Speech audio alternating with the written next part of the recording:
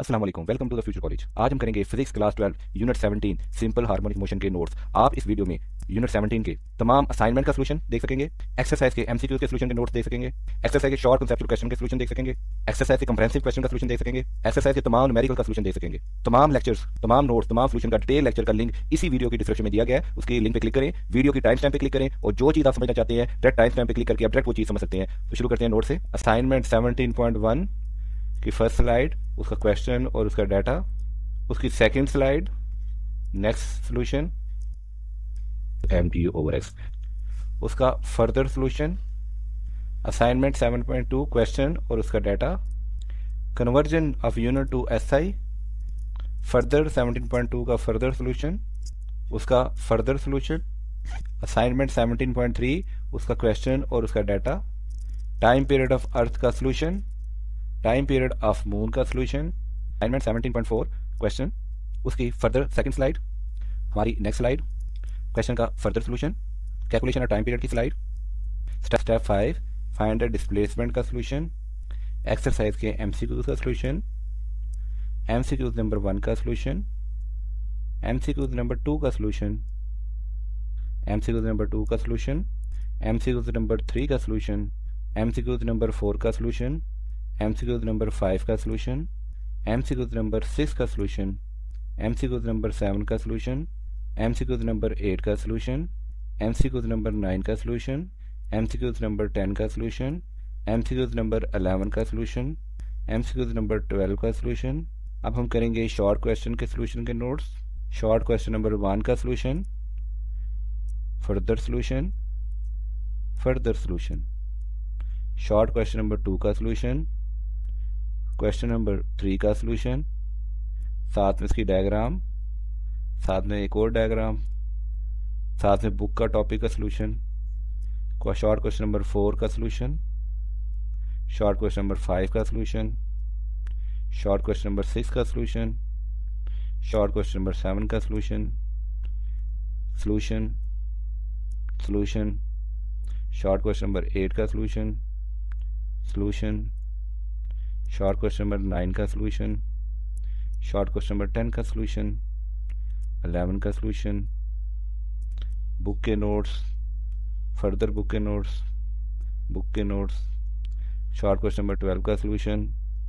साथ में डायग्राम, एक और डायग्राम और सॉल्यूशन, शॉर्ट क्वेश्चन नंबर 13 का सॉल्यूशन, शॉर्ट क्वेश्चन नंबर 14 का solution, solution, short question number 15 का सॉल्यूशन, सॉल्यूशन। अब कंप्रेहेंसिव क्वेश्चन का सॉल्यूशन, कंप्रेहेंसिव क्वेश्चन नंबर 1 का solution, solution, comprehensive question number 2 का सॉल्यूशन, सॉल्यूशन, बुक का solution, solution, long question number 3 का solution, solution, solution, long question number 4 का solution, solution, solution, long question number 5 का solution, long question number 6 का solution, long question number 7 और साथ में book से उसका solution, solution, long question number 8 साथ में बुक का solution, notes, diagrams, notes, 9 long का सॉल्यूशन, बुक के नोट्स, 10 लॉन्ग का सॉल्यूशन, 10 लॉन्ग का फर्दर सॉल्यूशन, 11 का सॉल्यूशन, साथ में 11 के नोट्स, 11 के बुक के नोट्स, बुक के मज़ीद नोट्स, क्वेश्चन नंबर 12 का सॉल्यूशन, साथ में डायग्राम, डायग्राम, बुक से नोट्स।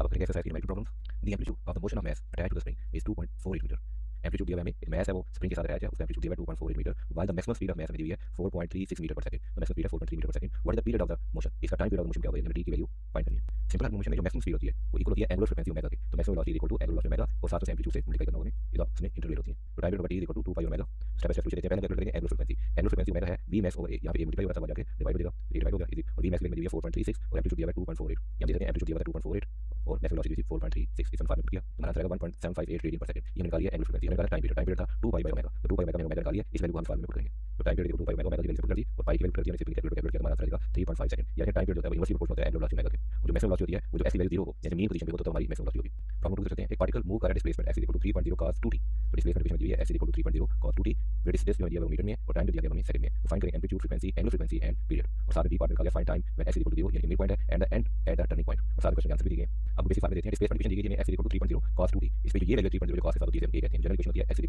cos ओमेगा t + 5, तो a की वैल्यू हमारे पास है 3.0, हमें एम्पलीट्यूड दिया गया वो कोसाइन के साथ कोएफिशिएंट होता है, वो एम्पलीट्यूड होता है वो दिया गया 3.0, साथ में एंगुलर फ्रीक्वेंसी दिया 2, तो टाइम के साथ कोएफिशिएंट होता है, हम कहते हैं एंगुलर फ्रीक्वेंसी वो दिया गया 2, फ्रीक्वेंसी का फार्मूला होता है ओमेगा 2 पाई और टाइम पीरियड का फार्मूला है 1/f। सॉल्यूशन देखते हैं, तो a की वैल्यू निकाल चुके हैं, a की वैल्यू दोनों क्वेश्चन को कंपेयर करके हमारे पास आई है 3.0, a हमारे पास आया 3.0 और ओमेगा कोएफिशिएंट ऑफ t है 2.0 रेडियन पर सेकंड। ये देखते हैं कि cos के साथ 2t है, तो cos जनरल इक्वेशन होता है cos ओमेगा t, तो t के साथ जो वैल्यू होती है वो हमारे पास ओमेगा की वैल्यू होती है, तो ओमेगा की वैल्यू हमारे पास होगी 2, तो ओमेगा हमारे पास 2.0 रेडियन पर सेकंड और एम्पलीट्यूड है 3.0। फ्रीक्वेंसी का फार्मूला होता है ओमेगा 2 पाई, तो फ्रीक्वेंसी फार्मूला ओमेगा 2 पाई, तो आंसर आएगा ओमेगा 2 डिवाइडेड बाय 2 पाई तो 1/पाई, और कैलकुलेट करने का आंसर आएगा 0.318 हर्ट्ज, और टाइम पीरियड होता है हमारे पास 1/f, तो इसकी वैल्यू निकाल चुके हैं, वो है 1/पाई, 1/पाई का इसको लेने का पाई, तो पाई की वैल्यू हमारे पास टाइम पीरियड है 3.14 सेकंड। अब पार्ट बी की सॉल्यूशन करते हैं, डिस्प्लेसमेंट इक्वेशन दी है s 3.0 cos 2t, तो time at mid point s mid point पे टाइम होगा जब s की वैल्यू हमारे पास 0 होगी, तो हम s की जगह यहां पे इस इक्वेशन में s की जगह पुट कर देते हैं 0, 3 0 से डिवाइड हो जाएगा तो आंसर 0 आ जाएगा, लेकिन cos inverse on both side, तो cos inverse on both side लेंगे तो cos 0 आ जाएगा पाई बाय 2, यहां पे मिल गया cos inverse on both side, cos inverse 0 आ जाएगा पाई बाय 2 और cos इनवर्स से कैंसिल हो जाएगा, तो यानी cos को cos इनवर्स से कैंसिल करते हैं, तो 2t पाई बाय 2, तो ये 2 डिवाइड बाय 3 की value pi by 4 0.785 second. Second time period turning point होता है जिसमें s की वैल्यू एम्पलीट्यूड इक्वल होती है, तो एम्पलीट्यूड इक्वल होगी और एम्पलीट्यूड में दिया गया 3, तो यहां पे हम कर देंगे 3, इसमें से 3 कर देंगे तो 3 से कैंसिल हो जाएगा, तो यहां पे पूरी इक्वेशन को हमने s की वैल्यू कर दिया 3, तो 3.0 cos 2t 3 3 से कैंसिल हो जाएगा, प्लस माइनस 1 लिखेंगे, प्लस 1 लिखेंगे, तो यहां पे दोनों साइड लिखेंगे cos इनवर्स, हमने दो साइड cos इनवर्स ले लिया, cos इनवर्स से कैंसिल, तो cos इनवर्स 1 प्लस माइनस 1 पाई आ जाएगा, तो 2t पाई, वो यहां मल्टीप्लाई डिवाइड हो जाएगा, तो t की वैल्यू पाई बाय 2 1.57 सेकंड्स। हमें मालूम है कि आंसर के लिए हमेशा पॉजिटिव सॉल्यूशन यूज करते हैं, तो टर्निंग पॉइंट वहां पे होता है जहां पे डिस्प्लेसमेंट हमारा मैक्सिमम हो, तो फाइनल आंसर हमारी आगे से प्रॉब्लम नंबर 3 का सॉल्यूशन, प्रॉब्लम नंबर 3 का सॉल्यूशन, प्रॉब्लम नंबर 3 का solution, further solution, further solution, further solution, further solution, की पॉइंट्स, प्रॉब्लम नंबर 4 का सॉल्यूशन, प्रॉब्लम नंबर 5 का सॉल्यूशन,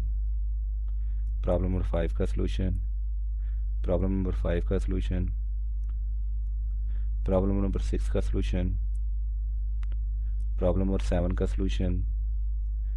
रेडियन को डिग्री में कन्वर्ट करने का फार्मूला, और प्रॉब्लम नंबर 7 का सॉल्यूशन,